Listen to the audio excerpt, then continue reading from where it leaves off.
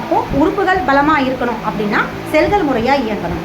செல்கள் எந்த முறையாக இயங்கணும் அப்படின்னா உட்கிரகித்தல், வெளியேற்றுதல், இது ரெண்டும் செல்ல முறையாக நடந்தால் உறுப்புகள் பலமாக இருக்கும்.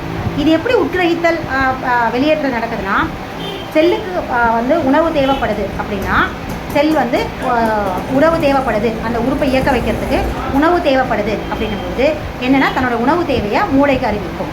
இப்போ மூளைக்கு அறிவிக்கும்போது மூளை வந்து உணவு தேவையான இரைப்பை, நிலமூலகம் சம்பந்தப்பட்ட பிரதான உறுப்புகளான இரைப்பைக்கும் மண்ணீரலுக்கும் பசி அப்படிங்கிற தேவையை அந்த தூண்டலை வந்து ஏற்படுத்த சொல்லி மூளை வந்து சொல்லும். அதனால தான் நமக்கு பசி அப்படிங்கிற உணவு ஏற்படுது. அப்போ அந்த உணர்வு ஏற்பட்ட உடனே நம்ம சாப்பிட்ற சாப்பாடு ஒவ்வொரு செல்லும், ஒவ்வொரு உறுப்பில் இருக்கிற ஒவ்வொரு செல்லுக்கும் அந்த உணவுகள் வந்து அங்கே போய் சேரும்.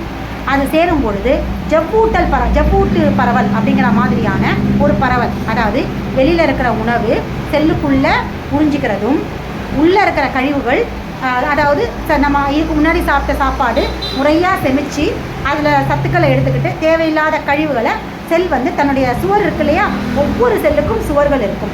அந்த சுவரோட வெளியில் கழிவுகள் தேங்கும். அந்த கழிவுகள் வெளியே தேங்கிட்டுருக்கும். நம்ம அதுக்கு தேவையான உணவு அந்த சுவர்கிட்ட வரும். அப்போது இந்த உணவு உள்ளேயும் கழிவுகள் வெளியும் எக்ஸ்சேஞ்ச் ஆகும். இதுக்கு பேர் தான் சவ்வூட்டு பரவல். இந்த சவ்வூட்டு பரவல் வழியாக செல் வந்து உட்கிரகித்தலும் வெளியேற்றதுமான 2 முக்கியமான வேலைகளை செய்யுது. இது உடம்புல இருக்கிற ஒவ்வொரு உறுப்பில் இருக்கிற கோடிக்கணக்கான செல்களும் இந்த வேலையை செஞ்சுட்டே இருக்கும். இந்த வேலையில் இடையூறு ஏற்பட்டால் மட்டும்தான் இந்த செல்கள் வந்து உட்கிரகிக்கிற வேலையும் கழிவு நீக்க வேலையும் செய்யாமல் போயிடும். எப்போ இதோடைய வேலைகள் தடைப்படுது அப்படின்னு பார்த்தீங்கன்னா, இயற்கை வாழ்வியலில் நம்ம செய்கிற தவறுகளும் ரசாயன மருந்துகள் ஏற்பட்டு நம்ம வந்து ஒரு செல்லுடைய வேலைக்கு குறுக்கீடு செய்யும் பொழுது மட்டும்தான் செல்லால் இந்த 2 முக்கியமான வேலைகளை செய்ய முடியாமல் போகுது. இப்போ செல்லுடைய வேலை முறையாக நடக்கலாம், இதோடைய பாதிப்பு அந்த மொத்த உறுப்பையும் பாதிக்கும். இப்போ மொத்த உறுப்பும் பாதிக்கும்போது அந்த இயக்க குறைபாடு ஏற்படும். அப்போ கழிவுகள் தேங்கிட்டே இருக்கும். இப்போ ஒவ்வொரு செல்லும் எப்படி இருக்கும் அப்படின்னு பார்த்தீங்கன்னா, ஒவ்வொரு செல்லையும் நீங்கள் பார்த்தீங்கன்னா நல்லா தெரியும், செல்லில் முழுசாக ஒரு திரவம் இருக்கும். செல் முழுக்கவுமே திரவம். அந்த திரவத்தை சுற்றி செல்லுடைய சுவர்கள் இருக்கும். புரியுதுங்களா? அந்த செல் திரவத்தில் தான் செல்லுடைய மற்ற உறுப்புகள் மிதந்துகிட்டே இருக்கும்.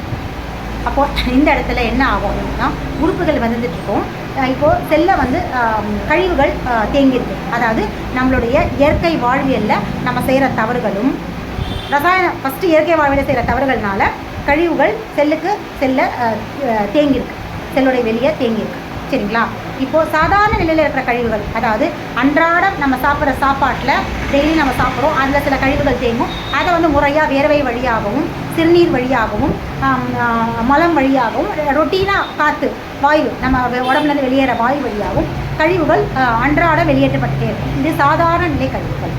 2ஆம் நிலையான தேக்கமுற்ற கழிவுகள், அதாவது நம்ம கழிவுகள் தேங்கி இருக்குது, நாள்பட்ட கழிவுகள், நம்ம தொடர்ந்து இயற்கை வாழ்க்கையில் தவறுகள் செய்யும். பசிச்சு சாப்பிட்டோம் அப்படின்னா அன்றாட கழிவுகள் முறையாக வெளியேற்றப்படும்.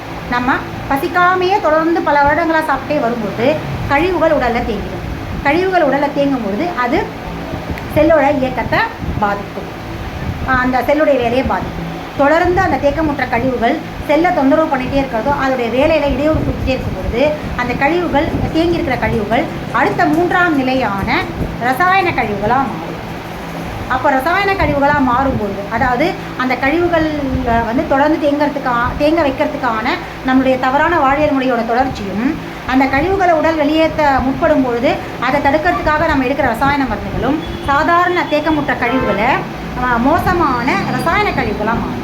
இப்போ அந்த ரசாயன கழிவுகள் தேங்கியிருக்கு அப்படின்னா அந்த செல் அதை கண்டறிஞ்சிடும். இங்கே ரசாயன கழிவுகள் நம்மளுடைய சுவருக்கு வெளியே தேங்கியிருக்கு.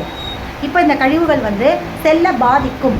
இதை அப்படியே விட்டோம், இந்த ரசாயன கழிவுகளை இப்படியே விட்டோன்னா அதை பாதிக்கும் அப்படின்னு செல்லு தெரிஞ்சுக்கிட்ட உடனே என்ன பண்ணோம் அப்படின்னா, செல் வந்து ஒரு சவ்வு போன்ற ஒரு பொருளை வந்து அது மேலே படர வைக்கும். அதை வந்து அந்த கழிவை வந்து மற்ற உறுப்புகளை பாதிக்காத அளவுக்கு அந்த சவ்வு மாதிரியான